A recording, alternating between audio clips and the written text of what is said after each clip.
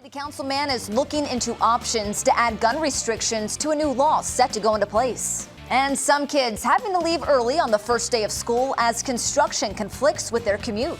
Starts with 6 First Alert Weather Day coverage. We could see hail tonight. We are on first alert as storms are expected to fire up across the metro. Wildfires burning across the island of Maui. Officials say most of the fires are still not contained as thousands of people try to escape the flames. 6 News' Jacqueline Fernandez joins us now live with the latest. Jacqueline. Killed a mother and a child. And the 2-vehicle crash in Clay County happened east of Hastings yesterday afternoon. NSP says the driver of the semi involved, Justin Zorb, was arrested at the scene. Zorb had an active arrest warrant out of Hitchcock County. Troopers say he drove a semi into oncoming traffic, hitting an SUV. The driver of that SUV, Nicole Pavelka of Davenport, Nebraska, died at the scene, along with 8-year-old Ryan Schlickman.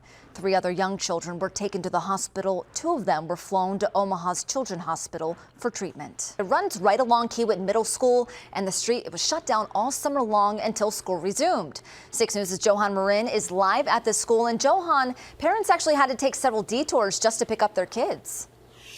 Johan, thank you. And a number of kids headed back to school today, including West Side and Millard students. And as classes kick into high gear, Metro wants to remind you that their K-12 Rides Free program is still rolling. The program lets any student in the Metro ride for free on any bus. Now, Metro says since the program started, student ridership is up more than 350%. In the last year alone, student ridership went up more than 70%. And we have more information on our website, WOWT.com. Local group is looking to add another sister city to Omaha. Only on 6 News, we hear from an African prince on why the move could benefit the Metro.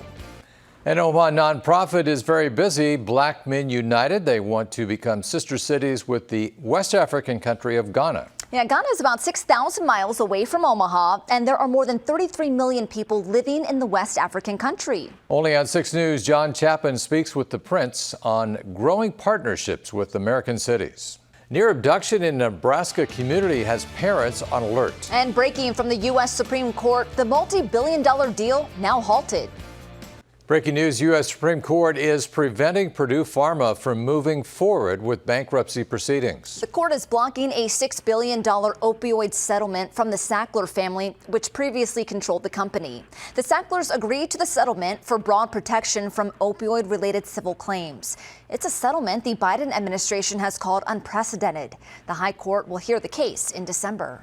Cass County officials are asking for all of us to be on alert. There was an attempted child abduction in Eagle, Nebraska. A very scary situation. The county sheriff says a 9-year-old girl reported that she was walking on a trail near the public pool Tuesday night when a man she did not know began talking to her. The girl says the man asked her if she could go with him to look for his dog and told her that they could get a drink before they search. Well, officials say the girl recognized the dangerous situation and luckily ran away. The child describes the man as being bald with no facial hair, and he was in a small brown car that was rusted.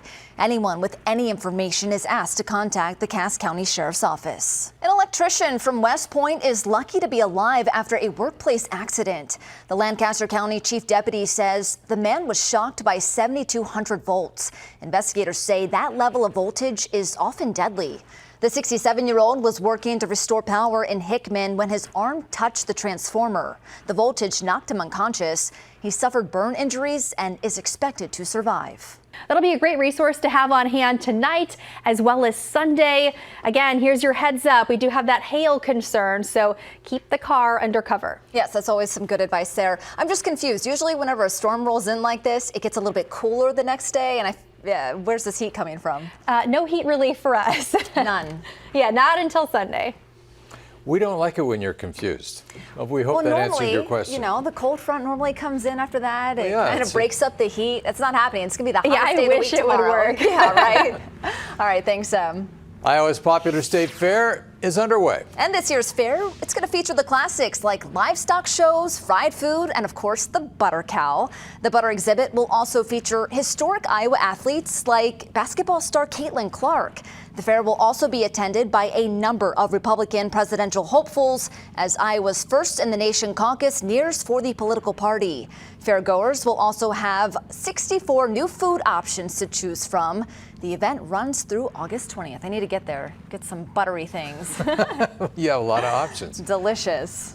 More athletes charged in Iowa's crackdown on illegal sports gambling. Yeah, coming up next in sports, what Iowa's head football coach thinks needs to be done to address the issue.